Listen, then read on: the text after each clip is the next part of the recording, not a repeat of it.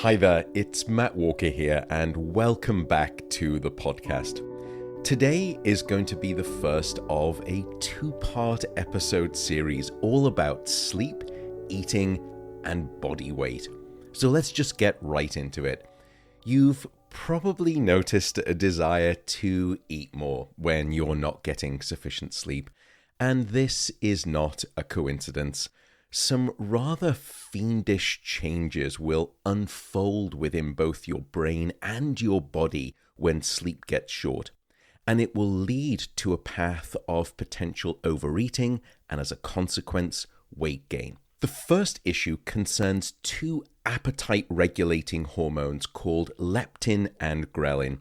Now, I often joke, they actually sound to me more like two hobbits from Lord of the Rings, but I promise you they are actually real hormones.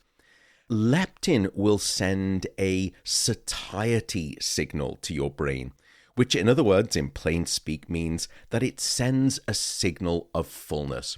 So when leptin levels are high, your appetite is reduced, and as a result, you feel satisfied by the food that you've eaten. Ghrelin, in contrast, does the exact opposite. Ghrelin will rev up your hunger. And so when ghrelin levels are high, you don't feel satisfied by the food that you just ate. And as a result, you'll want to eat more. And sadly, these two hormones go in opposite directions when you're not getting sufficient sleep. So if we limit people, healthy individuals, to, let's say, 4 or 5 hours of sleep a night for a few nights, what happens?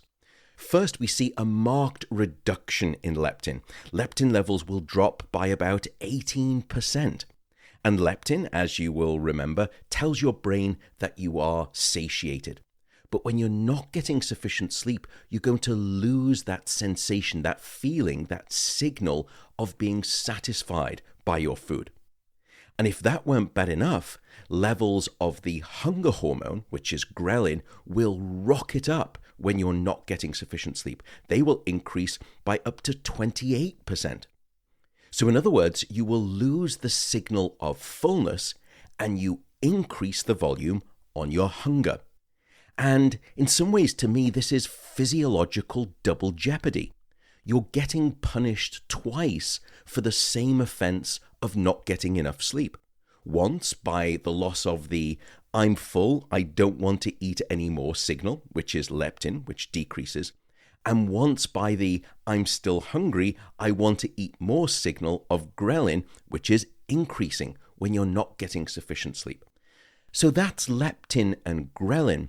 But recently we've discovered that there is another chemical change triggered by a lack of sleep, and it will also ramp up your hunger and your eating. So you probably know that I should probably not make assumptions of my audience. Let me rephrase that. You may have heard that cannabis gives you the munchies. In other words, it makes you feel hungry. And we will come right back to this issue of cannabis and its relationship with sleep in just a second. The partner supporting today's episode is Athletic Greens. Now, as you may, or perhaps you may not know, Athletic Greens is a nutrition drink which combines a full complement of antioxidants and minerals, biotics together with essential vitamins. I'll refrain from reading the full list of content, which would probably take at least another half an hour, but you get the idea. It's very comprehensive. And I've been using it for two reasons, and I've been using it for a bunch of years now. First, I'm pretty serious about my health, and I always try to have a full nutritional health insurance coverage policy, and that's one of the reasons I take it. The second is that I did my research on the science and the ingredients in Athletic Greens because I think it's science and scientific data that I at least take as ground truth. So if any of this sounds like something that you want to explore, you can go on over to athleticgreens.com/Matt Walker and you'll get 3 benefits. The first, you'll get money off your initial order. Second, if you use that link, athleticgreens.com/Matt Walker, they will give listeners of this podcast a 1-year free supply of vitamin D with your first order. And finally, with that first order, you will get 5 free travel packs if you use that link. Okay, thank you so much for listening to this segment. It really does, as you can imagine, it really does help the podcast. So thanks for supporting it in that way. And let's get back to the podcast. So cannabis, it's not a myth that it will give you the munchies. In fact, there's really good scientific data that the cannabinoids, of which THC is one, and THC, tetrahydrocannabinol, is the psychoactive component of cannabis. It's the thing that gets you high. Those cannabinoids, including THC, will robustly increase your appetite levels. They will increase your hunger. What you may not know, however, is that you produce your own natural cannabinoids. And these are what we call the endocannabinoids, meaning that they come from inside of you rather than taking something into your body from the outside, such as eating or smoking or dosing with cannabis. Now, if I take a group of perfectly healthy adults who are actually not cannabis users, and I limit them to, let's say, 4 or 5 hours of sleep a night for several nights, something remarkable happens. We see a sharp increase in the production and the release of those natural endocannabinoids. In fact, there is a 20% increase in those endocannabinoids within individuals who are not getting sufficient sleep. And just as we expected, as a result of that increase in those cannabinoids, the hunger levels increased by over 30%. Now, at this point, you may be thinking, look, that's all fine and good to hear about these chemical changes and these changes in hunger, but does that actually mean that I'm going to end up eating more? Sadly, it does.